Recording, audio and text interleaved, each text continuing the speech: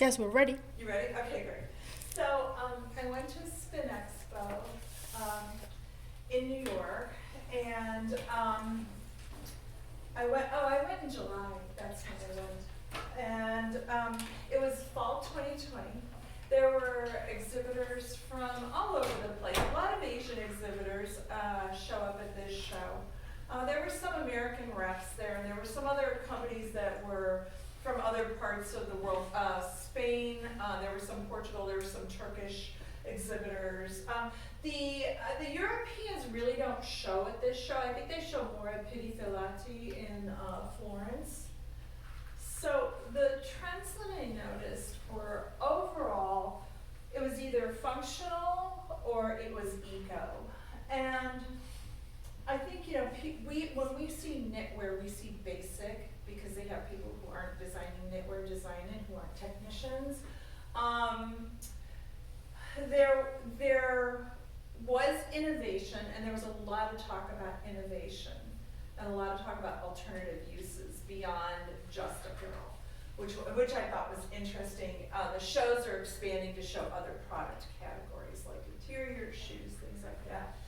Stock service companies, which I have some cards here, were popular, and they've been around, but their product range is getting bigger and bigger for on-demand kind of services. People don't want to buy a minimum of yarn and have stock, and they want to be able to buy it now, ship it now, use it now, and that was a big thing.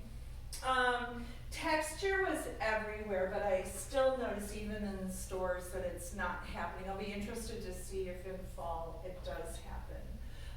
Color was really bright. Either it was really bright or totally neutral. There's the natural side or the complete fake side, like hyper color. Here are some of the themes and some of the swatches. So Noble Fibers, and there's a company that put out a line called Noble, and this is based on their trend, meaning wools and traditionals, things you would think of as British traditionals, jacquards, cables. They kind of go back and forth between masculine and feminine in their looks, minimalist and classic, and I think that it plays into that gender neutral thing that's really happening. But the most popular cardigan is this big oversized cardigan made in Peru that's just a big like shaker stitch cardigan. Jacquards and knitted twill. Let's see if I can zoom in. Can I zoom in? No, I can't zoom in. Zoom in. Let's go back one slide. You can see some of the twill in here. So it mimics a woven in a way, and there's a lot of that.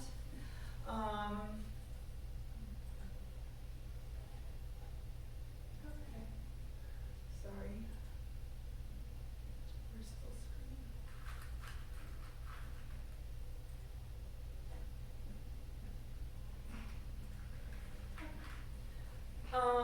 Cables, which I'm seeing a little bit of. Even in spring, I'm seeing some cotton cable. I went to Zara because I have that class project in Zara, and I've been seeing cables happening. I think people are getting bored with plain knit. I mean, the problem with texture is it takes time to knit it, and you pay by the hour. If you're knitting in America, it's about $50 an hour to knit. Yeah, not including linking or yarn.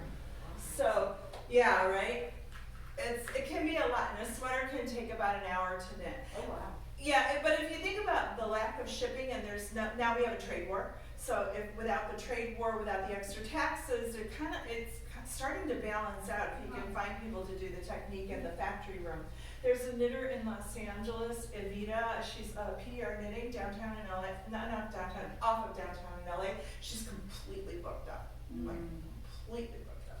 Okay, so there's a lot of texture, there's a lot of eyelash yarns, like the one on the left-hand side. Highly synthetic, but a lot of texture going on. Woven simulations, this is really interesting. This, I can't really zoom in on this, but this mimics those Mexican pullovers, imported from Tijuana, surfer pullover. And so this is all knitted.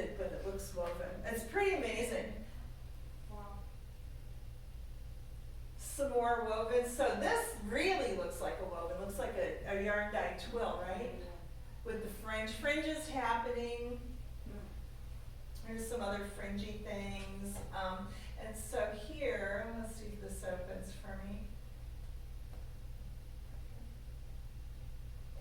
Awesome.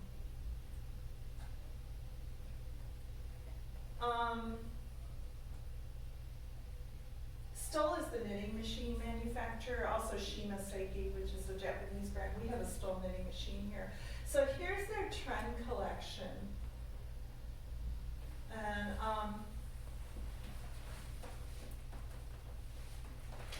this is all knit in one piece. The pockets, the lapels, everything, except for the buttons, of course.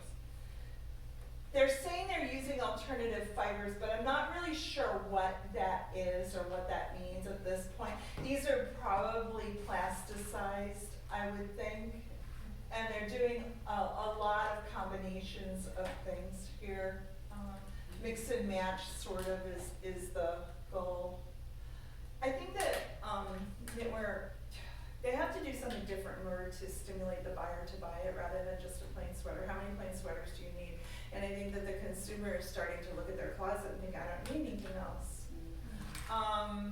Innovation and the transformation of technological textiles incorporate function, comfort, and smart fibers to advance function and futuristic form. So there's this company, My Aunt, and they're in Canada. I have a little video to show you about what they're doing.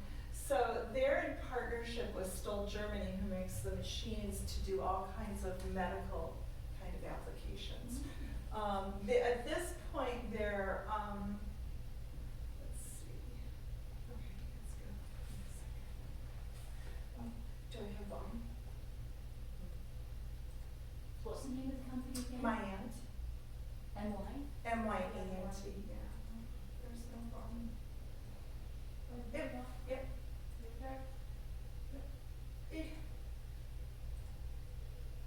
Improve ourselves as well as the world around. Yeah, okay. There's going to be some editing in your. No, go back. No, I am. Here. I am. You can rewind for me. There we go. Connections, both physical and digital, allow us to shape and react to the world around us. A connection allows you to tell someone that you love them, enables us to take care of each other, be more productive, improve ourselves as well as the world around us. But even with the incredible ways we have built connections in the modern age, humanity's ability to realize its full potential is still often hindered by factors like distance, ability, and technology. What would the future look like if we could build a better connection between the human body and the world around? At Liant, we are building a better connection between the human body and the outside world. We call this connection textile computing. We embed sensors that can measure the human body and actuators that can provide feedback directly into textiles to foster a deeper connection between you and the world around you. Textile computing has the ability to transform the human experience, changing the way we deliver healthcare, the way we work, the way we play, and the way we live. This is not just a dream. This is our reality. Connect with us to find out how we are developing textile computing-based solutions and making a real-world difference. Liant, empowering humanity through textile computing.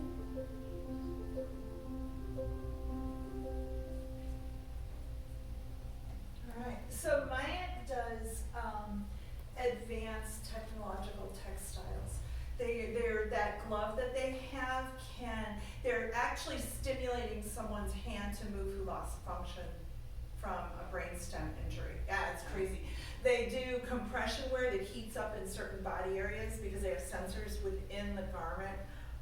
They knit with elastomeric fibers to replace tendons. They grow stem cells over them now. Yeah, it's crazy. There's so much going on. Way beyond fashion. So I think that things that, so let me go back a page. So this right here is a shoe, and I don't know what that is, I'm not sure, but this is part of a shoe. I can see the throat of the shoe. They're using different fibers, knitting with paper, knitting with recycled poly, all kinds of other things. We have some reflector yarn upstairs. When they knit shoes, they knit the collar with a different elastomeric yarn that reacts to a different temperature than the vamp of the shoe. So when they hit it with heat, the collar shrinks in and the rest of it doesn't shrink as much. Then they put it over last and they thermoplastic mold it also again. Stretch yarns, active sports. There's a lot of three-dimensional knitting, meaning, I mean, technically knitting has always been three-dimensional, but now they're making full garments. The issue with full garment is the programming of it takes so long that only people who have really big distribution can afford to do things like that. There are machines called Santoni, and they're bodywear machines, and those work really well, and people who program those can program them faster because they're already circular, but there's limitations, like pants don't have a flat section, they don't have a saddle. They're just, you know, you have to sew a gusset in to get a crotch saddle on them. There's a line called Avocado that knits, and they're based in LA, and they knit on Santoni, and their whole yoga line. There's a store in Venice on Abercrombie, their whole yoga line is Santoni. It's really cool. Fluorescence, and here's all the texture. Now these are just knit on flat knitting machines like the ones we have upstairs. So this has to do with the elastomeric yarns and the structure. This is just a knit pearl tuck combination, same here, same here, same here, nothing, not too fancy. Mixes of fibers, and like I say, that combination of natural with surreal kind of colors.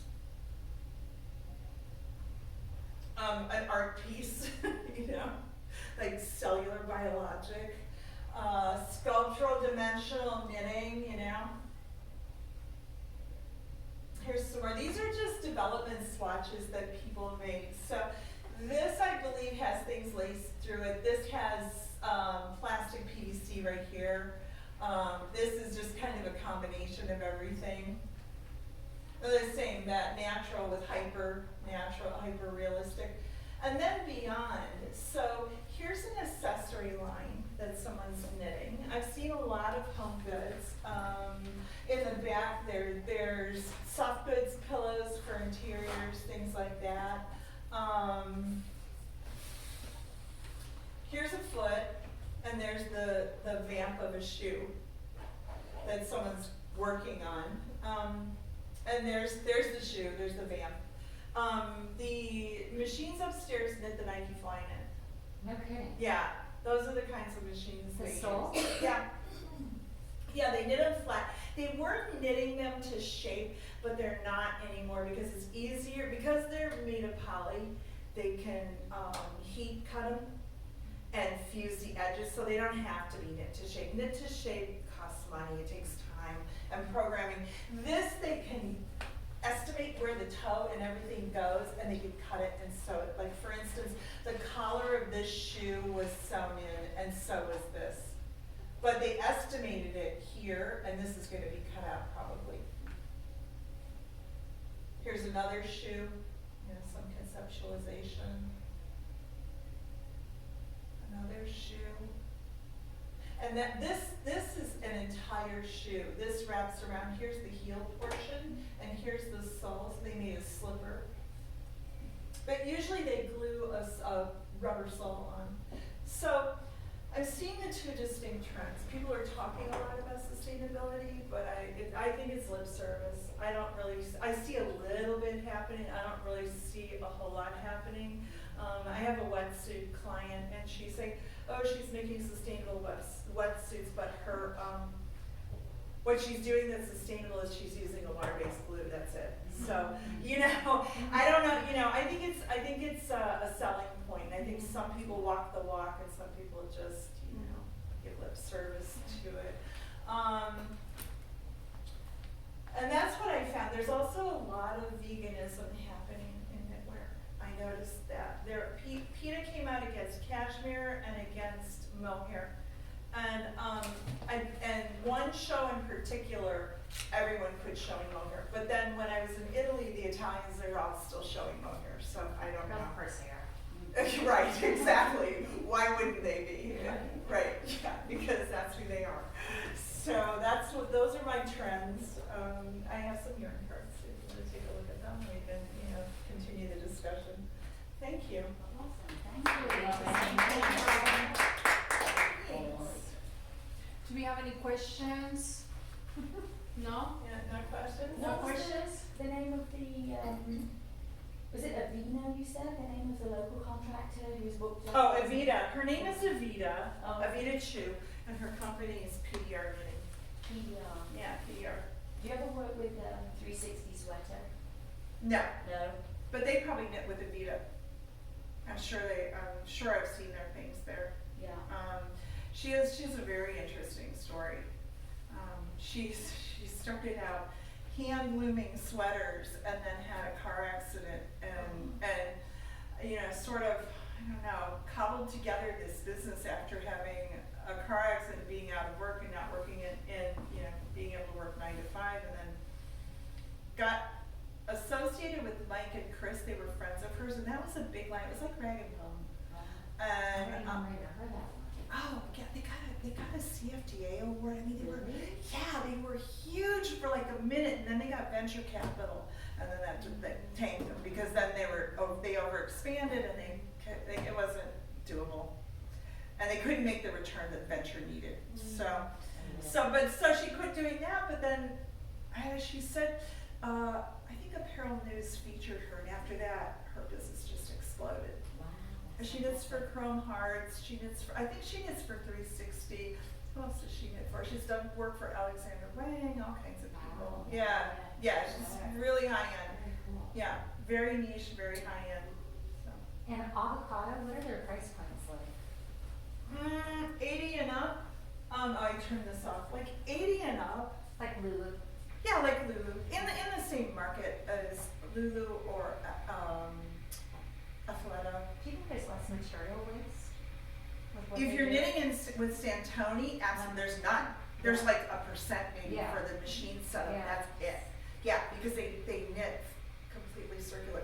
Even the goods that are on Santee Alley, all that shapewear, those are now on Santoni. Really? Yeah. But if you look at Avocado's website, it's really complicated. Like they pattern the garments to a body.